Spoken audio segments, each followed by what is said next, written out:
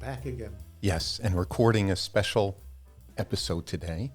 Before we start, I want to let you know that we will be recording an episode based solely on questions submitted by our listeners or viewers. So listeners or viewers, if you have a question that you would like to address to Monsignor Kupke, you can put it in the space provided on the podcast, or you can email us at spiwinfo@patersondiocese.org, spiwinfo, St. Paul Inside the Walls. So, do I have to be like Johnny Carson for that episode and wear my hat? Yeah, the great whatever it was. Karnak or whatever. You remember, Joe? Oh, he's too young. Yeah, he might be. I think it was Karnak. Yeah, right? Yeah, I think so. And he would hold up the envelope? Yeah, okay. That was an aside. So I just want to mention that Monsignor Kupke has his calendar in front of him, and for only the second time in Coffee with Kupke, a list in front of him. All of the episodes that we have recorded, except the Christmas episode, have been episodes in which I have notes based on Living Stones, and he responds off the top of his head without any notes whatsoever. So this is an exceptional episode in that he has prepared a list for weird Diocese of Paterson, right? That's right. And we think that there are so many weird things about the Diocese of Paterson that we may need 2 episodes. And Joe, once again, I'm going to have to ask you to watch the time for us. Okay, thanks. So I don't even know how to start this episode.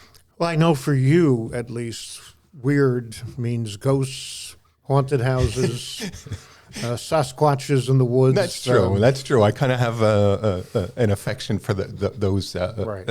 episodes on TV. So I don't know that ours are going to be quite like that, but these are some exceptional moments when something happens or somebody comes to the fore that is just a little bit out of the ordinary. Out of the ordinary. Yeah. So why don't you? Are we going chronologically, or no? This is just the way these things popped into your head. Well, yeah. It's the ones that I like better. Okay, and I'm just curious. When I asked you to think about this, was there a weirdness that popped into your mind right away? Several. Oh, okay. Yeah. So let's go. The one that we have that is closest to your idea of weird, the haunted, is St. Patrick's in Hibernia. Okay. So this is a parish that no longer exists. Poor St. Patrick. Poor St. Patrick. And it's in Rockaway Township, the Hibernia section. And it's hard to get to. I brought our friend Monsignor John Hart up there one time when he became pastor of Rockaway just to show him where it was, because to get there, it's almost impossible. And it's additionally strange because it is owned by the parish in Booton, Mount Carmel. I think you might have brought me there once. I have I a may vague have brought you there recollection. once, yeah. The building is still there? There's no building, no. Oh, maybe I'm thinking of something else then. Right. It's just, maybe it was a ghostly building that I remember. So in the late 1850s, when Mount Carmel built their present church in Booton, Yes. they tore down the old one, which was across the street where the school is today. Got it. But it was a wood frame structure. So they didn't so much tear it down as dismantle Took it apart, yeah. and put it on a wagon. And this part, knowing Booton, it gets more exotic as you talk. They drove it over the hills into the Hibernia section of Rockaway This was Township. 1850? 1859, So this is horse-drawn? 1860, right, horse-drawn, right. Oh my gosh, and when you think of the hill that Mount Carmel is on, just Right. getting it down the hill. Well, think of how many hills are involved getting Yeah. from Boonton to Yes. Rockaway Township. Yeah. And they re-erected it then on this small plot of land in Rockaway Township, in a section called Hibernia, which at that point was somewhat flourishing because of the mines. Yes. So there were two plots there, a church plot and a cemetery plot. And they're kind of catty-cornered to each other. The church was advanced to parish status, but it never actually had a resident pastor. And finally, it burns down in the 1920s. Oh. And finally, the Bishop of Newark in the 1930s finally formally closes the parish. But the property is still there. Father Leo Fanning, the late pastor of Boonton, one time called me up and said, "Why do I own 2 tracts of land?" More to the point, why am I paying taxes Oh, wow. as pastor of Mount Carmel on 2 plots in Rockaway Township? And so they're there and unused? They could not possibly be used except by weird people because to get to them, you have to drive all the way up Hibernia Road and then take a right and come down Upper Hibernia Road Okay.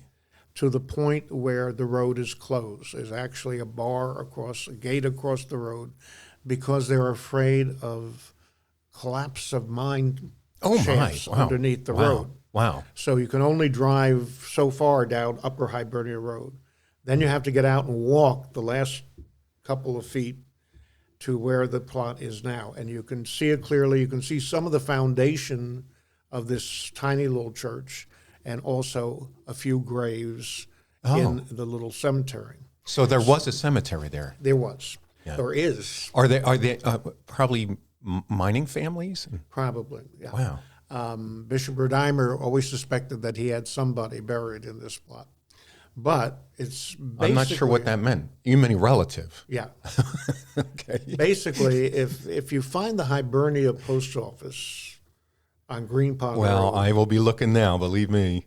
basically up the hill from the post office, up on top of the hill, this is where the plot is. Now, I wonder how many people, as a result of this episode, are going to be traveling to find St. Patrick's. Well, that will be an inconvenience for the group that uses it now. Who uses it? High school kids in Rockaway Township. You know, when It's a hangout? the few times that we've been up there, you can imagine how attractive, an unused cemetery is. You know, so Yeah. there's I've been there. evidence. I've been there in high school. Yeah. And more recently. Yeah, and I think in that This area. is not God from heaven. This is Joe speaking. Yeah. This is Joe, our engineer. This is I think this is the area where those bat caves are as well. Yeah. Mhm. Yeah. So it used to be a mine and then Yes. and now it's a bank So there's a bat little sanctuary. cemetery there, and when we go there, we find beer cans, evidence of And guano. sort of like a fire pit. You know, people have had bonfires up there. You know, so Yeah. if historians start going up there, I'm not so sure that. That Yeah. So this is my first entry for Weird New Jersey. Wow. And I need to tack on. When I lived at St. Cecilia's in Rockaway, I think Monsignor Dennis Hayes mentioned to me that the tabernacle of St. Patrick's was in the basement. Ah. And so, in fact, it was a hand-built wooden tabernacle with the documentation that it was built by some gentleman for St. Patrick's in 1912. And I asked him if I could have it and use it at Morris Catholic. So when I was at Morris Catholic, there was the chapel, which was a renovated classroom, was not very attractive. And so we did a little bit of work in there and used that wooden tabernacle from 1912. Now, since I left, I think the chapel has been changed again, but I just hope and pray that somebody has held on to that. I mean, I don't know what they would do with it, but maybe that's something that should go into the archives. Yeah. Yeah. I might make an inquiry. So that was very interesting. That was only one weird thing. What's number 2 on your list?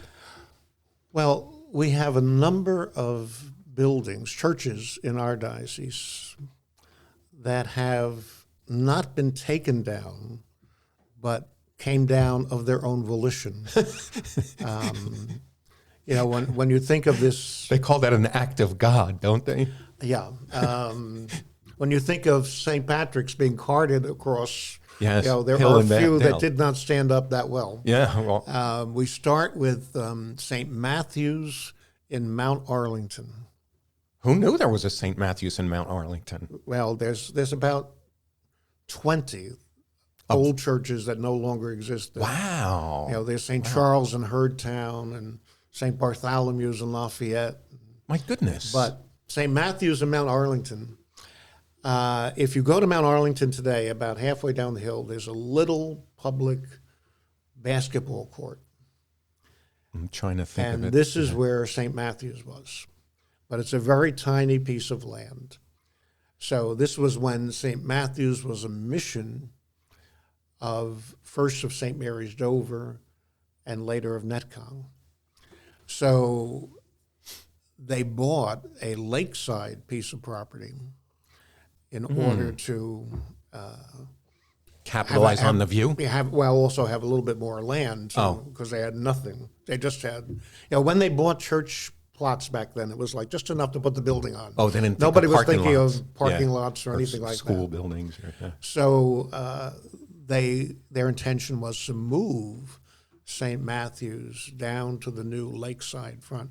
Oh, move the building? Right. So they began this process apparently and had it halfway down the hill and stopped overnight. And apparently there was a violent thunderstorm. The underpinnings were gone. Yeah. And St. Matthew's just kind of slid down the hill. Oh. Just collapsed into a heap at the bottom. We have a picture, actually, in my book of one of my favorite pictures of St. Matthew's just sitting there with its bell tower kind of. Oh, man. Right. Wow. So then they had to build the current church, the stone church, which they dumped St. Matthew. He did not protect them. And it's now Our Lady of the Lake. Yeah. But we have three others actually, that collapsed in blizzards. So that was before climate change. Right. We had blizzards back then. So the first one is St. Monica's in Sussex, which is still in existence. The original church in Sussex, which is another interesting story of where that comes from. St. Monica's in Sussex is directly connected to Gloria Vanderbilt and Anderson Cooper.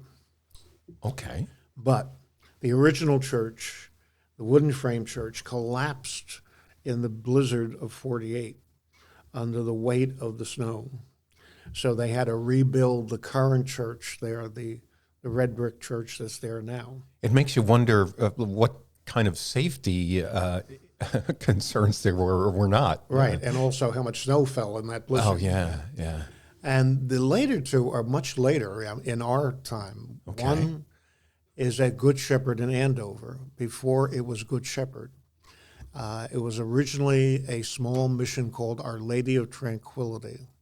My goodness. And they had Isn't there a part of a town up there, Tranquility? Right. Yeah. There's a neighborhood of, I forget which township it is, Green Township, I think, has a Tranquility section. And that's where the church was. And it was one of these prefab churches. And it collapsed under a blizzard and was unusable. It was only like 10 or 12 years old. But that prompted Bishop Rodimer then to send Dick Steiger up there to found a new parish, and Dick insisted that he wanted distance from Our Lady of Tranquility, so he insisted on a new name in a new location, and that's the origin of Good Shepherd. And what year was that? I mean, I guess 80, 79. Wow. Okay. Actually, when Dick was first named pastor there, he was named pastor of Our Lady of Tranquility, even though the building was unusable. Yeah. Wow. Now I think I'm remembering this. And then the third one is even more recent than that, the new church at St. Teresa's in Succothsona, which had some structural Irregularities? Irregularities, that's the word I'm looking for. So their atrium collapsed under a snow. Gosh, I forgot about that. And that was, Yeah. when was that? That not that It has long to be ago. like in the late 80s. Yeah, okay. Yeah. And then they had to They had to rebuild it and sue and Okay. all of that good stuff. So Now, one interesting detail that I was unaware of is the number of parishes that are no longer in existence. yeah, there's about 20. Yeah. I always wondered why we didn't have all the apostles, and we at one point we did. We had most of them, yeah. Yeah. There was Now, St. Charles in Herdtown, St. Michael's in Middleville, Yeah, you said St. Bartholomew. in Lafayette. Yeah. That's amazing. They've all, Gone. St. Matthew's in Walpack. Yeah. They've all gone the, Yeah. Could Bishop Sweeney give out honorary titles and make them pastors of these no longer existing parishes like they do with who gets the parishes in Rome? in Rome, yes. Yeah, quite cardinal. auxiliary bishops get. Well, get- yes. yeah. So, Yeah. Sweeney could, somebody he doesn't really want to make a pastor, he could make him titular pastor Yeah, of, that's what I'm of a thinking. parish that doesn't have anything to do anymore. Yes. Oh yeah, there was one other thing I was going to ask you, and it just The interesting thing about St. Teresa's in Succothsona is that, if you go back to our story about carting the church over the hills from Booton to Hibernia, Yeah. Succothsona had the same thing, because when that parish was founded, the founding pastor, Leo, Carrie, no, Fanning, no, can't help you. yeah, anyway. He was parochial vicar in St. Teresa's in Paterson, Oh, and they still had their original Sears Roebuck prefab church on the property. And so he said to the pastor, "Can I have the church?" well, and I was in that church many times. Yeah. Yeah. And so they My said cu- sure. my- yeah. And they Yeah. disassembled it, put it on a flatbed, And that was there for a carted it long up to time. Succothsona. My cousins lived about 4 houses down, and we lived in the next town. And we would sometimes the mass schedule worked out, and we would go to St. Teresa's. Are you looking for a picture right now? No, I'm looking for the man's name. Oh, it's gonna. I want to at least give him his due. There. Leo Lambert. Okay, I do remember the name. Yeah. All right, so that was number 2 on our list. How we doing time wise? At about 18 minutes. Okay, so we can do number 3. And you started to talk about something, but we didn't. Well, no, just that I knew St. Teresa's well. Yeah. Well, I think number 3 would probably be the 2 pastors who died clutching money to their chest. Wow. I hope we can do this in a couple minutes. Well, this is, first of all, this is legendary anyway. I don't think we have photographs of this, but this is the legend that Father Koch in Butler, our Franciscan friend, Yes. who was going off on all of his missionary Yes, and wasn't he Catholic Church Extension Catholic Church Society? Extension Yeah. Society. So he was coming back from a mission tour, preaching tour, collecting money, and he traveled mostly by train. So Yeah, you talked about him going through the train and getting right. donations. Yeah. So he gets off the train in Butler. The train station in Butler is way downtown, Okay. almost in Bloomingdale. But he then had to walk up the hill to the monastery, which is all the way up on top Yes. of the hill in Yeah. a blinding snowstorm. Wow. So That was he's before climate change. Yes, and he's in his upper years at this point, carrying his sack of money, the donations that he's collected, and apparently it just wore him out, and he died almost as soon as he got into the monastery. Wow. Just, died of Collapsed. exhaustion, collapsed with the money bag. Yeah. Wow. The other one is, Did they know how much was in the bag? I'm sure they do, but that's not in any history book. Okay. The other one is the fact. And the other friars discovered him? Yeah. Yeah. Okay. Yeah. What year was this? Probably in the 20s. Okay. sometime. Yeah. The other one was the founding pastor of St. Rose of Lima in East Hanover, Father Alphonse Suozo. And according to legend, he went over, they were having bingo that night, and he went over to bingo to say hello to everybody and also to collect the receipts. And he had them in a bag and was walking back to the rectory and had a massive heart attack on the sidewalk and died holding. I wonder if it was before or after he counted how much was in there. It could have been one or the other. No. Well, the really legendary part of the legend is that, rigor mortis had already set in and they couldn't get the bag out of his head. But, that may be apocryphal. I can't imagine that he was on the sidewalk that long. Yeah. But who is telling you these stories? Like, where are you finding these stories?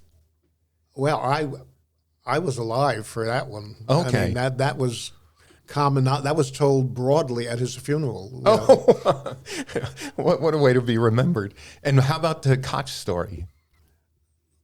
The Koch story, again, is one of several legends of Yeah, but who would you have heard that from? Would it be the friars who would tell you that? Probably, yeah. Like an oral tradition. an oral tradition. Yeah. Wow. I mean, his death in the blizzard is part of his hagiography. Yeah. Yeah.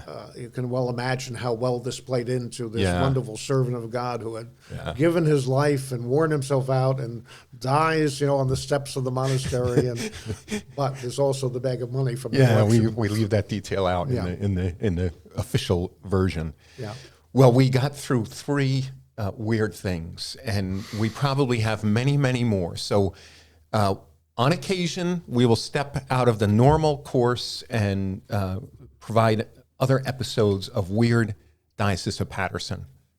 Until next time. Let's leave it there. I want all of you who are listening or watching to make sure that you keep an eye out or an ear out for the next episode of Coffee with Kupke. In order to stay on top of new releases, make sure you follow or subscribe wherever you're listening. And if you are on YouTube, please do drop a like and hit the bell for notifications. While you're at it, make sure to check out the other shows produced by the diocese. Those shows are Beyond the Beacon, hosted by Bishop Kevin Sweeney and Jay Agnish, our Director of Communications, and the Paul Street Journal, hosted by Brian Hansberger and Freddie Garcia. I want to give a special thanks to Joe Ginexi, our sound and visual engineer, Caitlin Ferrari, who's involved in pre- and post-production, and Freddie Garcia, who's helping out with this podcast in addition to doing his own. With all that said, I just want to thank you for joining us in Coffee with Kupke. Keep making Catholic history in the Diocese of Paterson.